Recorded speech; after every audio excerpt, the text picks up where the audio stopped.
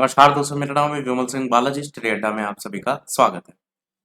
बिहार शिक्षक भर्ती फेज 3 री एग्जाम को लेकर के लगातार प्रश्नों की प्रैक्टिस करा रहे हैं। इससे पहले हमने हमारा पार्ट नंबर 9 देखा था। यदि पिछला पार्ट नहीं देखा हो, साइड माई बटन वीडियो मिल जाएगा आपको। आज हम देखेंगे इसका पार्ट नंबर 10 और प्रश्न नंबर 451 से हम प्रश्न स्टार्ट करेंगे। 500 तक ये प्रश्न जाएंगे। अब तक 451 प्रश्न अलग अलग 450 प्रश्न अलग अलग पार्ट में करा चुके हैं। यदि नहीं देखे हो तो वीडियोस में जाकर के देख लीजिएगा, क्योंकि बिहार स्पेशल के वो सारे प्रश्न आपके हैं।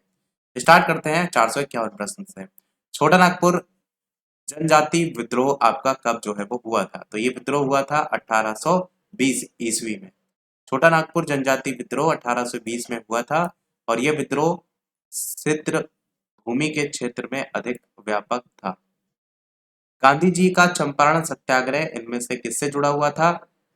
सभी को पता है, तीन गठिया पद्धति, तो इसमें कोई कंफ्यूजन वाली बात ही नहीं है। आंसर बी वाला यहाँ पर जो है वो सही हो जाएगा। सत्याग्रह नील की खेती की तीन गठिया व्यवस्था से संबंधित था।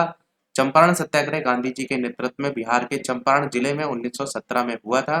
गांधी जी के नेतृत्व में भारत में किया गया था और यह पहला सत्याग्रह था। चंपारण के जो किसान थे उनसे अंग्रेज बागान मालिकों ने एक अनुबंध करा लिया था और इस अनुबंध के तहत किसानों को अपनी जमीन का 3/20वें हिस्से पर नील की खेती करना अनिवार्य था। इसी को तिनकठिया पद्धति जो है वो कहते हैं। चंपारण सत्याग्रह में गांधी जी के साथ साथ अन्य नेताओं में डॉक्टर राजेंद्र प्रसाद, ब्रज किशोर, महादेव देसाई, नरहरि पारिक, जेबी कृपलानी, ये सभी जो है वो थे। क्वेश्चन ऐसे बन सकता है कि इनमें से कौन नहीं थे, तो ये याद रख सकते हैं। बाकी तिनकटिया पद्धति प्रणाली को, ये सत्याग्रह जो हुआ था उसके बाद समाप्त कर दिया गया था। किसानों से अवैध रूप से वसूला गया जो धन का था उसका 25% वापस कर दिया गया था। 1919 में चंपारण एग्रेरियन जो अधिनियम था वो आपका पारित किया गया था, जिससे किसानों की स्थिति में सुधार हुआ था। उलगुलान विद्रोह आपका किससे जुड़ा हुआ था? आंसर की बात करते हैं तो आपका ऑप्शन यहाँ पर बिरसा मुंडा यहाँ पर जो है वो सही हो जाएगा। उलगुलान विद्रोह बिरसा मुंडा से जुड़ा हुआ था।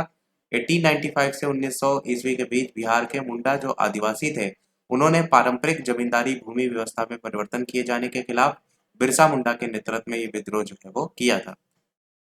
बिरसा मुंडा ने स्वयं को भगवान का दूत भी घोषित जो है वो किया था। अगला क्वेश्चन है पटना उच्च न्यायालय की स्थापना। ये वाला प्रश्न हमने पूछा था पिछले वाले वीडियो में। आंसर कमेंट में जो आया है वो आपका दीपशिखा जी ने 3 फरवरी 1916 को पटना हाईकोर्ट की स्थापना आंसर दिया था। रीमा यादव जी का भी 3 फरवरी 1916 पटना उच्च न्यायालय की स्थापना आंसर आया था। काजल कुमारी जी का 1916 आंसर आया था। प्रियंका कुमारी जी का भी 3 फरवरी 1916 आंसर आया था और लगभग सभी के यही आंसर थे।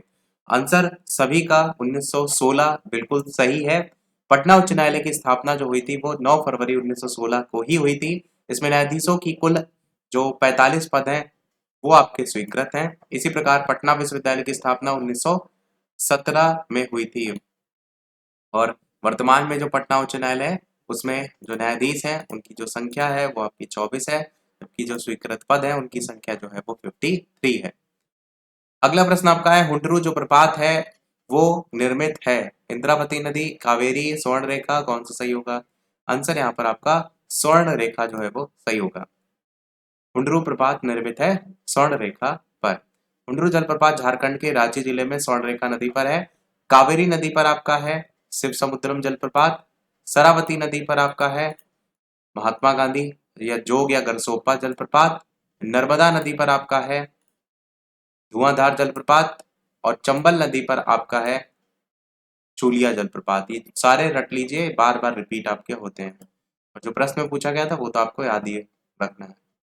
तो हुंडरू जलप्रपात झारखंड के रांची जिले में स्वर्ण रेखा, कावेरी नदी शिव समुद्रम, शरावती नदी पर महात्मा गांधी या जोगिया गढ़सोप्पा, नर्मदा नदी पर धुआंधार जलप्रपात और चंबल नदी पर चूलिया जलप्रपात।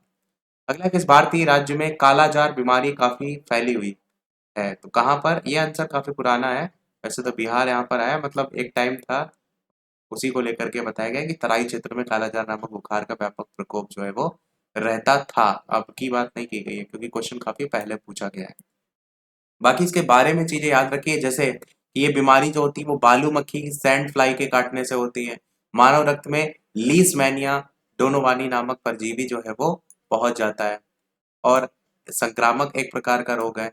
वायरस या परजीवी सीधे हमारे शरीर के इम्यून सिस्टम जो है प्रतिरक्षा प्रणाली जिसको कहते हैं, रोगों से लड़ने की क्षमता जिसे कहते हैं, उसको जो है ये कमजोर करता है। लीवर को क्षति पहुंचाता है। इसके प्रमुख लक्षण है बार बार बुखार आना, हल्का बुखार हमेशा बना रहना, भूख और वजन में लगातार कमी आना, लीवर का आकार सामान्य से बड़ा हो जाना। तो ये सारे जो है इसके लक्षण है।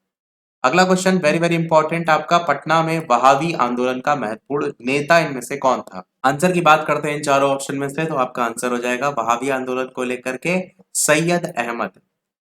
तो सैयद अहमद पटना में वहाबी आंदोलन के महत्वपूर्ण नेता थे। वहाबी आंदोलन उग्र धार्मिक और पुनरुत्थानवादी आंदोलन था। लक्ष्य था इसका हिंदुस्तान में शुद्ध इस्लामिक शासन स्थापित करना। इस आंदोलन का प्रारंभ 1830 में सैयद अहमद के द्वारा जो है वो किया गया था। 1857 के विद्रोह में इसने ब्रिटिश शासन के खिलाफ जिहाद की घोषणा की थी। वो मत याद रखिएगा, केवल नाम याद रखिएगा और समय।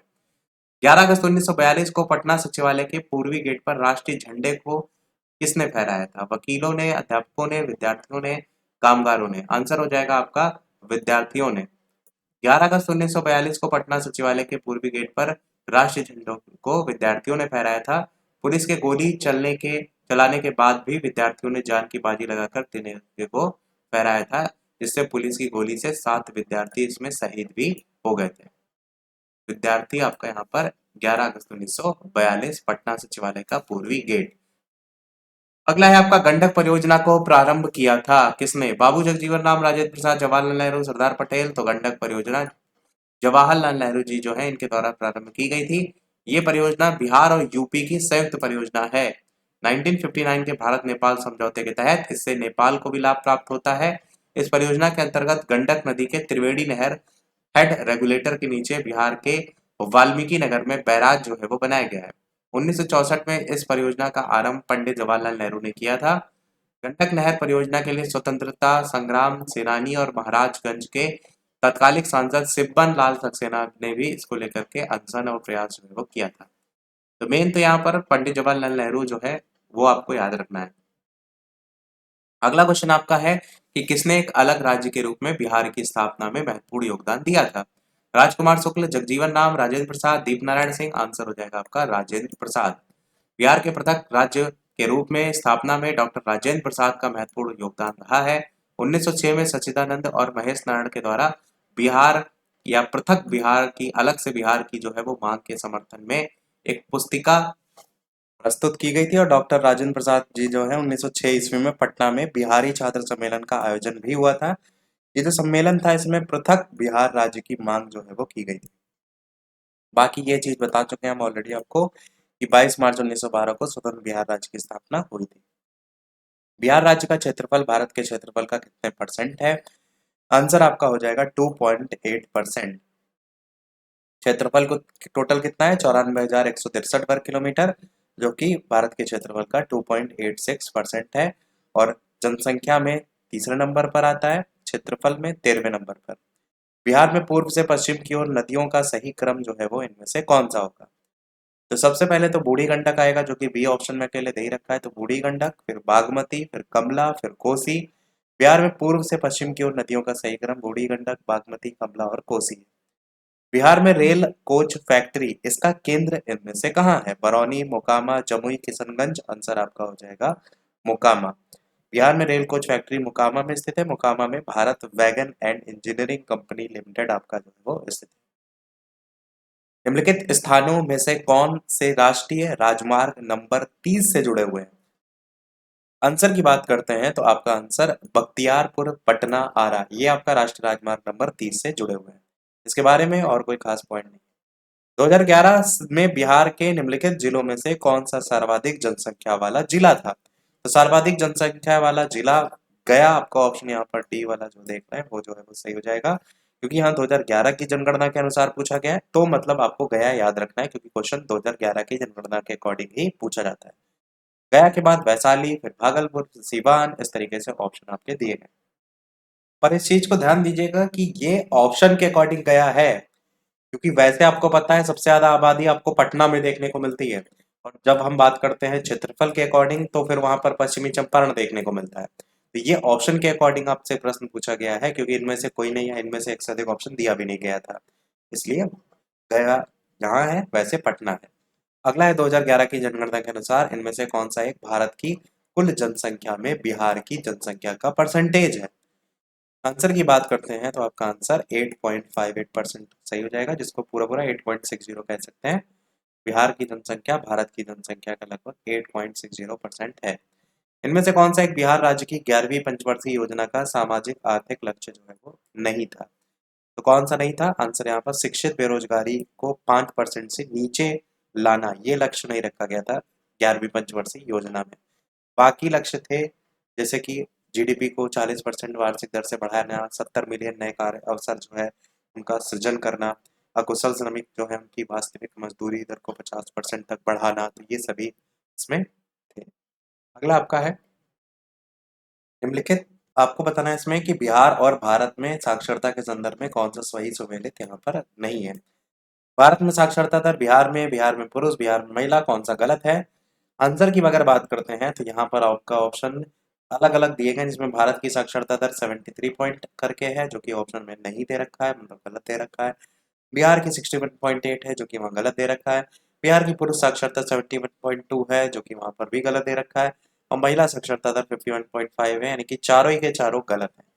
तो आंसर इनमें से एक से अधिक होगा, इसीलिए यहाँ पर स्टार बना दिया गया है कि प्रश्नानुसार दिए गए विकल्प सही सुमेलित नहीं। यहाँ पर अच्छा एक चीज ध्यान देंगे तो नीचे में जो लिखा हुआ है, बाकी तो बिहार वाला पोर्शन सही लिखा है, भारत की साक्षरता दर वाला ये जो लिखा है ना, ये गलत लिखा है। जो ऊपर दिया गया था ना, भारत में साक्षरता दर 74.04%, ये सही है। तो याद यही रखिएगा, ये गलत लिखा हुआ है। बाकी बिहार वाला जो लिखा है ये तीनों सही है। अगले प्रश्न पर बढ़ते हैं। भारत में महात्मा गांधी जी ने अपना जो सत्याग्रह है उसके तरीके का पहला जो प्रयोग था वो कहाँ किया था? बारदौली में, चंपारण में, खेड़ा में, धारासना में? आंसर हो जाएगा आपका चंपारण में। बाकी ये चीज आपको बता ही चुके हैं कि जो तीन कटिया पद्धति था उसी से ही रिलेटेड जो ये था। समय 1917 याद रखिएगा। और तीन कटिया पद्धति यहाँ पर नील उत्पादक जो है उनका शोषण हो रहा था। अगला प्रश्न आपका है 1939 में बिहार में अंबारी सत्याग्रह का नेतृत्व इनमें से किसने किया था? राहुल शंकरदयान, यदुनंदन शर्मा, स्वामी सहजानंद, कायानंद शर्मा? आंसर पहला राहुल शंकरदयान सही हो जाएगा। बिहार में अंबारी सत्याग्रह 1939 में राहुल शंकरदयान ने जो है किया था। इस सत्याग्रह के लिए उन्हें 6 महीने की जेल की सजा भी हुई थी। भारतीय राष्ट्रीय कांग्रेस का कौन सा अधिवेशन गया बिहार में हुआ था? अधिवेशन से एक ना एक क्वेश्चन आ ही जाता है, तो आंसर आपका हो जाएगा 1922 वाला। भारतीय राष्ट्रीय कांग्रेस का गया अधिवेशन 1922 में हुआ था। यह अधिवेशन की अध्यक्षता की थी देशबंधु चित्तरंजन दास ने। इससे पहले 1912 में भी आपका अधिवेशन हो चुका था, और 1912 का बांकीपुर पटना अधिवेशन भी बिहार में हुआ था। 1916 में जो अधिवेशन हुआ था वो कहाँ हुआ था? तो वो हुआ था लखनऊ अधिवेशन, जिसकी अध्यक्षता अंबिका चरण मजूमदार ने की थी। 1918 का जो अधिवेशन था वो आपका नई दिल्ली में हुआ था, मदन मोहन मालवीय अध्यक्षता थी। और 1929 का लाहौर अधिवेशन पंडित जवाहरलाल नेहरू जी जो थे उनके द्वारा अध्यक्षता की गई थी। अगला क्वेश्चन आपका है 1931 में बिहार सोशलिस्ट पार्टी का गठन। इंपॉर्टेंट क्वेश्चन है आपका, तो बताइए कौन सा सही होगा। आंसर की बात करते हैं तो आंसर आपका फूलन प्रसाद वर्मा। 1931 में गंगा शरण सिन्हा, राम वृक्ष बेनीपुरी, रामानंद मिश्रा और फूलन प्रसाद वर्मा, इन्होंने मिलकर के बिहार सोशलिस्ट पार्टी नामक संगठन बनाया था। अगला है क्वेश्चन आपका, चंपारण सत्याग्रह में कृषकों की प्रमुख शिकायत किसके खिलाफ थी? तो तीन कटिया पद्धति यहाँ पर भी सही हो जाएगा, बी वाला आपका ऑप्शन। बाकी इसमें ऐसा कोई नया पॉइंट नहीं है। अगला है उलगुलान के रूप में ज्ञात ब्रिटिश के विरुद्ध जनजातीय विद्रोह इनमें से किसने संगठित किया था? बिरसा मुंडा। ऊपर करा चुके हैं क्वेश्चन, थोड़ा दूसरे तरीके से पूछा गया था, पर बिरसा मुंडा ही वहां पर भी था। अगला है आपका चंपारण कृषि कानून किस वर्ष पारित हुआ था? तो आंसर की बात करते हैं, ऑप्शन 1918 यहाँ पर जो देख रहे हैं। वैसे तो देखिए हुआ चंपारण आंदोलन 1917 में था, देख इस चीज को ध्यान दीजिएगा, गांधी जी के नेतृत्व में। पर यहाँ पर जो पूछा गया वो कानून को लेकर पूछा गया है, चंपारण कृषि कानून, जो कि 1918 के बिहार और उड़ीसा अधिनियम एक के नाम से पारित हुआ था। तो अगर प्रश्न में ऑप्शन में 1917 देकर कंफ्यूज किया जाए तो ध्यान रखिएगा 1918 में पारित हुआ था। बाकी पहला जन आंदोलन था, चंपारण के नील कृषकों से संबंधित था, और 19 नवंबर 1917 को डब्ल्यू मॉड के द्वारा विधान परिषद में से पेश किया गया था। अगला है बिहार के देसी राज्य दरभंगा में 1919 में किसान आंदोलन का नेतृत्व जो है वो इनमें से किसने किया था? तो स्वामी श्रद्धानंद, स्वामी विद्यानंद, स्वामी योगानंद, बताइए कौन सा सही होगा। लगभग 25 क्वेश्चन देख चुके हैं। वीडियो पर जो भी नए हो, अगर वीडियो अच्छा लगे तो सब्सक्राइब करके जुड़ जाइएगा और लाइक जरूर सभी लोग करते रहिएगा। शेयर कर सकते हैं तो शेयर भी करते रहिएगा। आंसर की बात करते हैं तो आंसर आपका यहाँ पर हो जाएगा ऑप्शन बी वाला, स्वामी विद्यानंद।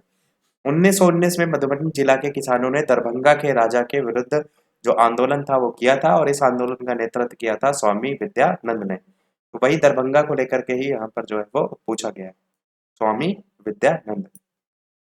ये जो आंदोलन था वो अधिक लगान वसूली जो था उसके विरुद्ध था। वास्तविक नाम इनका है विभु शरण प्रसाद। बिहार के राजगीर राजगीर परगना के कौन से स्थानीय नेता ने 1857 के आंदोलन में स्वयं को राजा घोषित किया था? कुशल सिंह, हैदर अली खान, कुंवर सिंह, पीताम्बर शाही, कौन सा सही होगा? आंसर आपका हो जाएगा बिहार के राजगीर जो परगना है उसके स्थानीय नेता थे हैदर अली खान। इन्होंने 1857 के प्रथम स्वतंत्रता आंदोलन में स्वयं को राजा घोषित किया था, हैदर अली खान। ब्रिटेन के राजा ने 1765 ईस्वी में एक फरमान द्वारा बंगाल, बिहार और उड़ीसा इनकी दीवानी ईस्ट इंडिया कंपनी को कितने रुपए में जो है वो दे दी थी? 10 लाख रुपए, 50 लाख रुपए, 26 लाख, 100 लाख, कौन सा सही होगा? आंसर की बात करते हैं तो सी आपका ऑप्शन 26 लाख रुपए में जो है वो दी थी। बक्सर का युद्ध हुआ था 12 अगस्त 1765। ईस्ट इंडिया कंपनी के गवर्नर लॉर्ड क्लाइव ने मुगल बादशाह शाह आलम से इलाहाबाद की संधि की थी। अच्छा, तारीख बक्सर के युद्ध की नहीं लिखी है, ये इलाहाबाद की संधि की तारीख लिखी है। बक्सर का युद्ध हुआ था 1764 में, अक्टूबर में। तो ये ध्यान रखिएगा कि 1765 में मुगल बादशाह शाह आलम से इलाहाबाद की संधि हुई थी। किसकी? गवर्नर जो थे लॉर्ड क्लाइव इनकी। ये जो संधि हुई थी इसी के तहत ही आप कहेंगे कि कंपनी ने मुगल बादशाह को 26 लाख वार्षिक दे करके बंगाल, बिहार और उड़ीसा इनकी दीवानी जो है वो प्राप्त की गई थी। अंग्रेजी शासन के दौरान बिहार के अनेक भागों में गायों की सुरक्षा के लिए गौरक्षणी सभाएं ये कब स्थापित हुई थी? और ये ऑप्शन दिए हुए हैं। आंसर की बात करते हैं तो आपका आंसर यहाँ पर हो जाएगा ऑप्शन डी वाला, यानी 1893 ईस्वी में। बिहार के अन्य भागों में आर्य समाज आंदोलन के द्वारा संचालित जो गौरक्षणी सभाएं थी इनका गठन हुआ था 1893 में, और प्रथम गौरक्षणी जो सभा था उसका गठन हुआ था 1882 में। यहाँ पर इसको लेकर के सभाएं हुई थी, पर पहला जो गौरक्षणी सभा था उसका गठन 1882 में। कांग्रेस की अखंडता में वृद्धि करने के लिए 1912 ईस्वी में बांकीपुर की सभा में डेलीगट शुल्क घटाकर कितना कर दिया गया था? तो कितने से कितना किया गया था? ये था 50 रुपए से 1 रुपया, 50 नहीं 5 रुपए से 1 रुपया। बिहार में भारतीय राष्ट्रीय कांग्रेस का 27वां अधिवेशन कहाँ हुआ? बांकीपुर पटना में। और इसमें निर्णय लिया गया था कांग्रेस की अखंडता और संगठनात्मक मजबूती के लिए, और डेलीगेट जो शुल्क था उसे 5 रुपए से घटा करके 1 रुपया जो है वो कर दिया गया था। गवर्नमेंट ऑफ इंडिया एक्ट 1935 के द्वारा केंद्रीय संसद के उच्च सदन में बिहार को कितनी सीटें जो है वो मिली थी? आंसर आपका हो जाएगा टोटल 8 सीटें, और यहाँ पर आप देखेंगे तो बिहार की कुल 8 सीटें हैं। उल्लेखनीय कि इस अधिनियम के अंतर्गत बिहार विधानसभा में कुल 152 सीटें निर्धारित की गई थी, जिसमें 129 सीटें निर्वाचन के द्वारा चुनी जानी थी। ये इस एक्ट के थ्रू पूछा गया है, तो ऐसा नहीं है कि एक पुराना करंट अफेयर हो गया या पुराना क्वेश्चन है। इस एक्ट के थ्रू अगर आपसे पूछा जाएगा तो आप यही याद रखेंगे। टोटल 8 सीटें। अगला है आपका 1937 के चुनाव में मुस्लिम लीग के टिकट पर कितने मुसलमान बिहार राज्य की विधानसभा से चुने गए थे? 1, 10, 2, कौन सा होगा? आंसर हो जाएगा आपका टोटल 2। 1937 के चुनाव में मुस्लिम लीग के टिकट पर बिहार राज्य से 2 मुसलमान जो है वो चुने गए थे। कैबिनेट मिशन प्लान के अनुसार राज्यों की ग्रुपिंग में बिहार को किस ग्रुप में रखा गया था? बी, सी या ए? आंसर हो जाएगा आपका ऑप्शन सी वाला, यानी ग्रुप ए में जो है वो रखा गया था। कैबिनेट मिशन प्लान के अनुसार प्रांतों को छोटे या बड़े गुट गुट जो बनाने का अधिकार दिया जाना प्रस्तावित था। इसके लिए ग्रुप ए, ग्रुप बी और ग्रुप सी जो है वो बनाया जाना था। और बिहार को अगर बात करते हैं तो मुंबई, बम्बई जो पहले नाम रहता था, उसके अलावा मध्य प्रांत, संयुक्त प्रांत उड़ीसा, संयुक्त प्रांत यूपी का नाम था, और मद्रास, इनके साथ साथ हिंदू बाहुल गुट सी में जो है वो रखा गया था। इसी प्रकार ग्रुप जो बी था उसमें उत्तर पश्चिम के मुस्लिम बहुसंख्यक प्रांत पंजाब, सिंध इनको रखा गया था, और मुख्य आयुक्त के क्षेत्र दिल्ली, अजमेर, कुर्ग इनको गुट ए में रखा गया था। बलूचिस्तान को गुट बी में रखा गया था। असम और बंगाल को गुट सी में रखा गया था। तो बिहार अगर पूछा जाएगा तो गुट सी में रखा गया था। अगला क्वेश्चन आपका है, बिहार का मुख्यमंत्री निम्नलिखित में से कौन नहीं रहे हैं? तो नीतीश कुमार है ही आपके, राबड़ी देवी, रामविलास पासवान, कर्पूरी ठाकुर, आंसर रामविलास पासवान हो जाएगा। और बिहार के मुख्यमंत्री नहीं रहे, जबकि नीतीश कुमार, राबड़ी देवी, कर्पूरी ठाकुर बिहार के मुख्यमंत्री रहे। वर्तमान में भी आपको पता है नीतीश कुमार है। निम्नलिखित नदियों में से कौन बिहार का शोक के रूप में कुख्यात है, विख्यात नहीं है? तो गंडक, सोन, कोसी, गंगा। कोसी नदी आपका यहाँ पर सही हो जाएगा। कोसी एक पूर्ववर्ती नदी है, उद्गम होता है इसका हिमालय पर्वत में गोसाई थान से। निरंतर मार्ग परिवर्तन के कारण ही इसे बिहार का शोक कहते हैं, क्योंकि बाढ़ लाने के लिए जिम्मेदार जो है वो होती है। बरौनी तेल शोधक कारखाने की तेल शोधन क्षमता कितनी है? देखिए, एक बार क्वेश्चन करा चुके हैं अभी, जिसमें पूछा गया था कि कहाँ पर है। अब क्या क्वेश्चन पूछा गया कि क्षमता कितनी है? आंसर की बात करते हैं तो 60 लाख टन आपका यहाँ पर जो है वो सही हो जाएगा। बाकी ये बता चुके हैं कि बरौनी रिफाइनरी की स्थापना बिहार के बेगूसराय जिले के बरौनी में सोवियत संघ के सहयोग से जो है वो की गई, 1964 में की गई। ये तेल शोधक कारखाना इंडियन ऑयल कॉर्पोरेशन के अंतर्गत आता है। और वर्तमान में अगर इसकी बात करते हैं क्षमता को लेकर के, तो तेल शोधन क्षमता 60 लाख टन है। वैसे ये कहाँ पर है, इसके पूछे जाने के चांसेस ज्यादा है। अगला, जनसंख्या घनत्व के घटते हुए क्रम में व्यवस्थित जिलों के क्रम को आपको पहचानना है। तो सबसे पहले आप देखेंगे पटना, फिर वैशाली, फिर सारण, फिर दरभंगा, इस तरीके से ऑप्शन है। आंसर यहाँ पर दरभंगा, फिर पटना, फिर सारण, वैशाली। बात यहाँ पर जनसंख्या घनत्व की हो रही है, इस चीज को यहाँ पर ध्यान दीजिएगा। तो यहाँ पर बिहार के निम्नलिखित जनपदों का जो जनघनत्व है, उसमें शिवहर का सबसे ज्यादा है 1880। उसके बाद पटना का है 1823। उसके बाद दरभंगा का है 1728। और उसके बाद वैशाली का है 1717। फिर है बेगूसराय का 1549। तो ऊपर जो आंसर दिया गया था, दरभंगा को पहले इन्होंने कैसे रख दिया, पहले पटना होगा, फिर दरभंगा होगा, फिर वैशाली होगा, और फिर आपका लास्ट में जो भी आ जाए। तो आंसर बी वाला हटा करके सी वाले को टिक कर रहे हैं, क्योंकि पटना आप देख रहे हैं पहले आ जा रहा है। दरभंगा आपका, क्योंकि यहाँ पर 1823 का है जनगणना, तो यहाँ दरभंगा में 1728, तो पहले पटना आएगा ना। ये बी यहाँ पर जो है वो गलत लिखा हुआ है। चलिए बढ़ते हैं अगले प्रश्न की तरफ। अगला प्रश्न आपका, बिहार में साक्षरता दर कितनी है? तो 47.53%। ये यहाँ पर जो परसेंटेज है उसको मत याद कीजिए, क्योंकि पूछा जनगणना के अनुसार ही जाता है। तो जनगणना 2001 के आधार पर साक्षरता दर 47% थी, जबकि जनगणना 2011 के अनुसार साक्षरता दर 61.8 थी। और जो प्रश्न में 47% के नियर बाई परसेंटेज दिया गया था, ये 2001 की जनगणना के अनुसार था। तो ये तो 2001 की जब पूछी जाएगी तब इसको याद रखिएगा। बाकी 2011 की हम ऑलरेडी बता चुके हैं। 1000 से अधिक लिंग अनुपात वाले बिहार के जिले आपके इनमें से कौन से हैं, वो आपसे यहाँ पूछा गया है। आंसर की बात करते हैं तो आपका सीवान और गोपालगंज दोनों हो जाएगा। बिहार राज्य में 1000 से अधिक लिंग अनुपात वाले जो जनपद 2001 की जनगणना के अनुसार आप देखेंगे तो गोपालगंज और सीवान। और अगर जनगणना 2011 के अनुसार बात करते हैं तो केवल और केवल गोपालगंज है, जिसकी 1021 है, जहां पर आपका ये लिंगानुपात, जनपद का लिंगानुपात 1000 से अधिक है। सीवान का लिंगानुपात जो है वो आपका कम है, 988 है। तो ऑप्शन के अकॉर्डिंग तो आपका ऑप्शन डी सही हो जाएगा, परंतु 2011 की जनगणना के अकॉर्डिंग केवल और केवल गोपालगंज है। बिहार राज्य की औसत वार्षिक वर्षा जो है वो कितने सेंटीमीटर देखने को मिलती है? 100 से कम है, 50 से 150, 200 सेंटीमीटर से अधिक, या 100 से 200 सेंटीमीटर के मध्य? आंसर की बात करते हैं तो आंसर यहाँ पर 100 सेंटीमीटर से 200 सेंटीमीटर के बीच आपको देखने को मिलती है यहाँ पर औसत वार्षिक वर्षा। बिहार राज्य की औसत वार्षिक वर्षा 100 सेंटीमीटर से कुछ अधिक है, अतः औसत वार्षिक वर्षा लगभग 125 सेंटीमीटर के करीब मानी जाती है।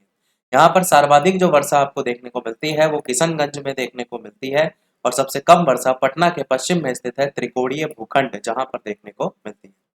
निम्नलिखित देशांतर रेखाओं में से कौन सी बिहार से होकर के गुजरती है? आंसर की बात करते हैं तो 81 डिग्री जो आप देख रहे हैं ये आपका यहाँ पर सही हो जाएगा। बिहार राज्य का देशांतरी विस्तार 83 डिग्री, और पूर्वी देशांतर से 88 डिग्री। सीधे सीधे याद रख सकते हैं, बाकी ये मिनट वाली वैल्यू भी याद रख सकते हैं। अतः 86 डिग्री पूर्वी देशांतर बिहार से होकर के गुजरती है। तो देखिए ऊपर ऑप्शन जो है 86 वाला होगा, ये वाला, क्योंकि 83 से 88 के बीच में जो आपको देखने को मिल रहा है वो 86 देखने को मिल रहा है, इसलिए।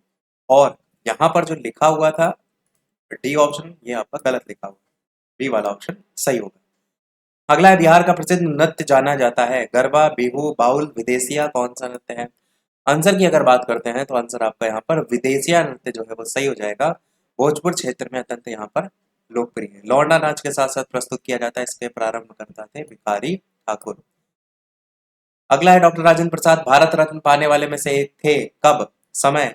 आंसर की बात करते हैं तो आंसर यहाँ पर 1962 ईस्वी जो है वो सही हो जाएगा। अब देखिए अभी जो पेपर हाल ही में हुआ था वहां पर भारत रत्न कर्पूरी ठाकुर जी से प्रश्न नहीं पूछा गया था क्योंकि वो बिहार के थे, तो ये मान करके चलिए कि भारत रत्न से संबंधित उनसे संबंधित एक नया क्वेश्चन जो री एग्जाम होगा उसमें पूछा जाएगा। बढ़ते हैं आगे। बाकी स्वतंत्र भारत के पहले राष्ट्रपति और बिहार के गौरव थे डॉक्टर राजेंद्र प्रसाद। 1962 में इनको मिला था भारत रत्न। अगला है कांग्रेस सोशलिस्ट पार्टी का पहला अधिवेशन 1934 में कहाँ हुआ था? गया, जमशेदपुर, पटना, मुजफ्फरपुर, कौन सा सही होगा? आंसर की अगर बात करते हैं तो सी ऑप्शन पटना जो है यहाँ पर सही हो जाएगा। कांग्रेस सोशलिस्ट पार्टी का गठन 1934 को बिहार की राजधानी पटना में हुआ था। इस पार्टी के जो पहले अध्यक्ष थे वो कौन थे? तो पहले अध्यक्ष थे इसके आचार्य नरेंद्र देव और सचिव कौन थे? जयप्रकाश नारायण। इस पार्टी का जो पहला अधिवेशन था वो हुआ था 1934 में और कहाँ हुआ था? पटना में हुआ था। 1973 में कांग्रेस फॉर डेमोक्रेसी नामक एक राजनीतिक दल की स्थापना की गई थी, वो पूछा गया है किसके द्वारा की गई थी? राजेंद्र प्रसाद जी, जगजीवन राम, जयप्रकाश नारायण, ललित नारायण, आंसर हो जाएगा जगजीवन राम। कांग्रेस फॉर डेमोक्रेसी की स्थापना 1977 में जगजीवन राम जी के द्वारा की गई थी और जगजीवन राम जी कांग्रेस फॉर डेमोक्रेसी के अध्यक्ष थे। हेमवती नंदन बहुगुणा महासचिव थे। इस पार्टी का गठन प्रधानमंत्री इंदिरा गांधी द्वारा थोपे गए आपातकाल के विरोध में हुआ था। बाद में जो पार्टी था उसका विलय जनता पार्टी में हो गया। मुस्लिम लीग का प्रत्यक्ष कार्य दिवस की घोषणा के द्वारा बिहार में पूर्ण हड़ताल जो है आपकी कब हुई थी? आंसर की बात करते हैं तो 16 अगस्त 1946 यहाँ पर जो है वो सही होगा। मुस्लिम लीग ने प्रत्यक्ष कार्यवाही दिवस डायरेक्ट एक्शन डे 16 अगस्त 1946 को प्रारंभ किया था। उद्देश्य इसका था हिंसात्मक तरीके से पाकिस्तान बनाने के लक्ष्य को पूरा करना। प्रत्यक्ष कार्रवाई दिवस की घोषणा के साथ ही बिहार में संपूर्ण हड़ताल भी लीग के द्वारा किया गया था। अगला क्वेश्चन आपका है कि जयप्रकाश नारायण ने अपनी जन सेवा के लिए मैग्सेसे, जिसका पूरा नाम है रेमन मैग्सेसे अवार्ड, ये कब प्राप्त किया था? 1965, 68, 69, 75? आंसर की बात करते हैं 1965 ईस्वी सही हो जाएगा। और लोक नायक थे संपूर्ण क्रांति के जयप्रकाश नारायण, इनको मिला था 1965 में रेमन मैग्सेसे अवार्ड समाज सेवा के लिए। 1999 में इनको मरणोपरांत भारत रत्न भी दिया गया था। अगला है झारखंड आंदोलन प्रारंभ किया गया था। सामाजिक न्याय, राज्य स्थापना, स्वतंत्रता, आरक्षण? आंसर हो जाएगा आपका राज्य स्थापना के लिए।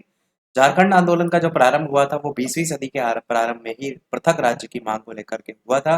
ये जो आंदोलन था इसके पहले नेता थे जयपाल सिंह। इन्होंने 1938 में झारखंड पार्टी का गठन किया था।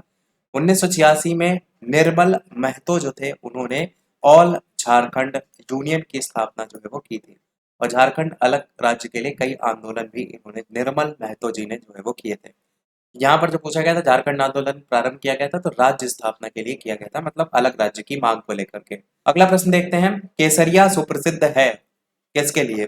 पाल सेन तक्षण कला के लिए या फिर बौद्ध स्तूप, विष्णु मंदिर, सूफी दरगाह? आंसर की बात करते हैं तो बौद्ध स्तूपों के लिए जो है केसरिया आपका फेमस है और केसरिया चंपारण जिले में आपका स्थित एक महत्वपूर्ण बौद्ध स्तूप स्थल है। सम्राट अशोक ने यहाँ एक स्तूप का निर्माण कराया था, विश्व का सबसे बड़ा स्तूप माना जाता है और ये स्तूप लगभग 104 फीट की ऊंचाई पर स्थित है। लास्ट क्वेश्चन, इसके बाद एक क्वेश्चन आपसे पूछेंगे तो कुम्हार स्थल संबंधित है प्राचीन पाटलिपुत्र, चंपा, अंग, राजगीर? आंसर की बात करते हैं तो पाटलिपुत्र यहाँ पर जो है वो सही हो जाएगा। यहाँ की खुदाई से मौर्य काल के भग्नावशेष भी प्राप्त हुए हैं और यहाँ अवशेषों की खुदाई भारतीय पुरातत्व सर्वेक्षण के द्वारा 1913 में जो है वो स्टार्ट की गई थी। कहाँ की बात हो रही है? पाटलिपुत्र की। ये पटना रेलवे स्टेशन से 5 किलोमीटर पूर्व में स्थित है। अब एक प्रश्न आपके लिए भी, टोटल अगर देखेंगे तो 500 क्वेश्चन हमारे कंप्लीट हो चुके हैं। यहाँ पर 522 के करीब हैं तो वो बाकी तो लगभग हो चुके हैं। देखते हैं अगले वाले वीडियो में कोई नया टॉपिक स्टार्ट करते हैं या तो बचे हुए क्वेश्चन देख लेंगे। बाकी एक क्वेश्चन आपके लिए, ये प्रश्न आपके लिए भी, जैसे कि सभी वीडियो में हम आपसे एक ना एक प्रश्न पूछते हैं। इसके अलावा जो भी चैनल पर नया हो सब्सक्राइब करके नोटिफिकेशन बेल अवश्य ऑन कर लीजिएगा, ऑल पर क्लिक कर दीजिएगा ताकि सभी नोटिफिकेशन आप तक पहुंचते रहें और वीडियो लाइक और शेयर अवश्य करते रहेगा। ये प्रश्न आपके लिए जिसका आंसर वीडियो के मेन कमेंट में आपको बताना है कि बिहार में प्रमंडल की कुल संख्या कितनी है, 9, 12, 13 या इनमें से कोई नहीं। तो अपना आंसर वीडियो के मेन कमेंट में बताइएगा।